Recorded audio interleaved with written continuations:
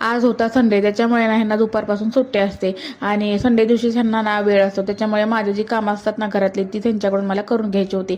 मग यांना गोड गोड गुलाबजाम दिलं आणि कामाला लावलं. नवऱ्याला थोडासा मस्का लावणार की नवरा काम करतो हो ना. मग त्यांना कामाला लावलं आणि ते मी जेवलेली भांडी घासून घेतली. गावाकडून येतानाच ना मी हे पडदे शिवून आणले होते, पण ह्यांना ना पडदे लावायला टाइमच भेटत नव्हता. फायनली त्यांच्याकडून ना आज मी सगळे पडदे लावून घेतले आणि पडदे लावण्यात ना त्यांचा खूप वेळ गेला. त्यामुळे त्यांचं चाललं होतं की माझा रविवार तो असाच घालवलास, म्हणून त्यांना फकड असा चहा करून दिला, म्हणजे त्यांचा मूड ना फ्रेश होऊन जाईल. आज सुट्टी असल्यामुळे ना नित्याला सांभाळायची ड्युटी पण त्यांच्याकडेच होती.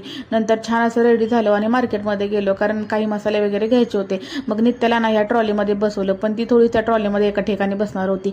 तिथे गेल्यावर तिचे उद्योग सुद्धा असे चालत होते. तिला म्हटलं उठ बाई आणि चल. नंतर तिथून गेलो आम्ही हॉटेलमध्ये. बाहेर आलोच होतो म्हणल्यावर म्हणलं हॉटेलमधूनच खाऊन जाऊ, कारण आठवडाभर आपण रोजचं जेवण घरी खातच असतो, भाज्या आणि चपाती. म्हणून मग बाहेरूनच ना जेवण करून आलो आणि घरी आल्यानंतर सगळं सामान सुद्धा ना लावून घेतलं.